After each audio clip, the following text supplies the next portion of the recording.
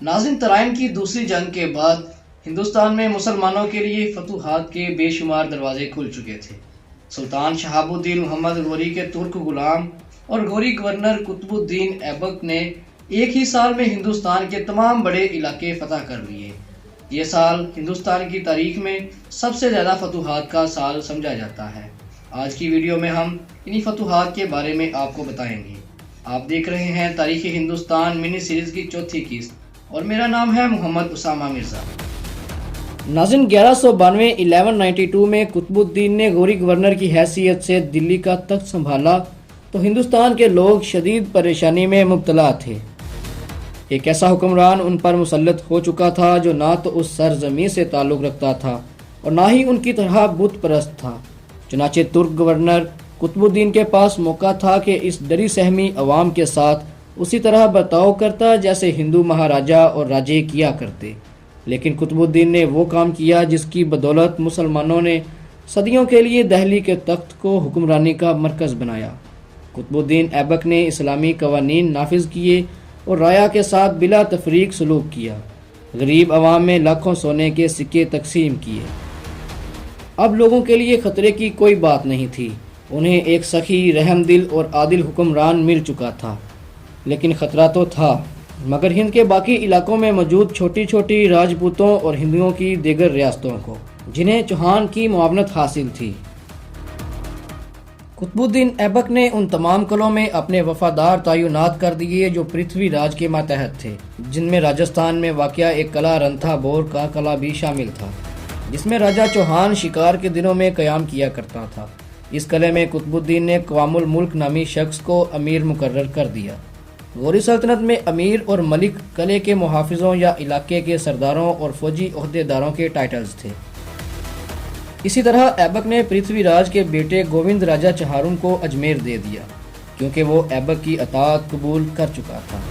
گووند کا چچا ہری راج چوہان اس کے اس اقدام پر سخت برہم ہوا اور اجمیر سے چوہانوں کے وفاداروں کو اکٹھا کر کے آخری مارکے کی تیاری کرنے لگا۔ اس نے پہلے اپنے بھتیجے کو اجمیر کے تخت سے اتارا اور پھر رنتھا بور کے قلعے پر دھاوا بول دیا۔ قطب الدین کو جب ہری راج چوہان کے اس کارنامے کی خبر ملی تو فوج کو لے کر وہ راجستھان کے رنتھا بور قلعے پر چڑھ دوڑے۔ یوں ہری راج کو شکست ہوئی اور چوہان خاندان کی حکمرانی کا مکمل خاتمہ ہو گیا۔ ناظرین، ہری راج کی بغاوت کے بعد ستمبر 1192 یعنی ستمبر 1192 ہی میں ایک اور بغاوت نے سر اٹھایا۔ یہ بغاوت ہریانہ کے لوگوں کی طرف سے تھی، جنہیں جتوان کی بغاوت کہا جاتا ہے۔ جتوان نے ہریانہ میں موجود چوہانوں کے قلعے ہنسی کو ایبک کی فوج کے حوالے کرنے سے انکار کر دیا۔ جتوان کے ساتھیوں نے بھرپور مزاحمت کر کے غوری فوج کو روکے رکھا، لیکن غوری فوج نے باغیوں کو نہ صرف باہر نکالا بلکہ انہیں بھاگنے پر مجبور کر دیا۔ بالآخر جتوان اور باقی باغی ہریانہ سے راجستھان کی طرف بھاگتے ہوئے ایبک کی فوج کے ہاتھوں مارے گئے۔ اس بغاوت کے بعد کنوجا کے راجہ کو چندواڑ کی جنگ میں شکست کا سامنا کرنا پڑا۔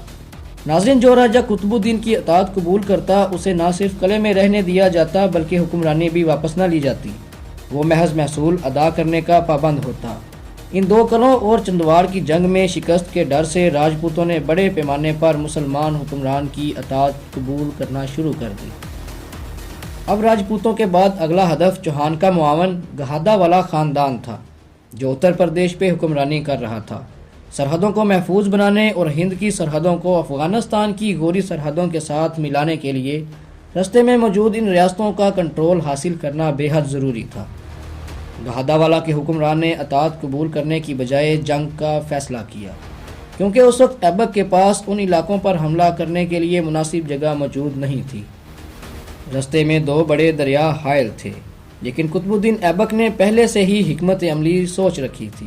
انہوں نے پہلے اپر دوآب کے علاقے میرٹھ کو قبضے میں لیا، جیسے کہ نام سے ظاہر ہے، دو آب یعنی دو پانیوں کی گزرگاہ، کیونکہ اس کے ایک طرف دریائے گنگا اور دوسری طرف دریائے جمنا بہتا تھا۔ یہاں سے غوری فوج اتر پردیش پر حملہ کر سکتی تھی، سو انہوں نے کیا اور اس طرح اتر پردیش کے تمام علاقے اپنے کنٹرول میں لے لیے۔ ناظرین، ایک ہی سال میں فتوحات در فتوحات کا ڈنکا غوری دارالحکومت غزنی میں بجنے لگا، تو کہا جاتا ہے کسی نے سلطان شہاب الدین محمد غوری کے کان بھرے۔